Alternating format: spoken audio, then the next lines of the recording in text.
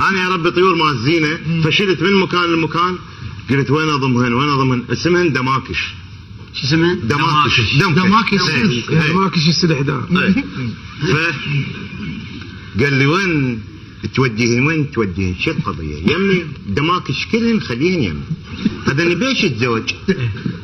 قلت له بالزوج ب4 اوراق، $400 $500. قال يمي ولا اضمهن يم واحد. اذا ضميتن يمه جاي انتقل من بيت لبيت، عرف سعرهن غالي، يوميا يبيع له واحد.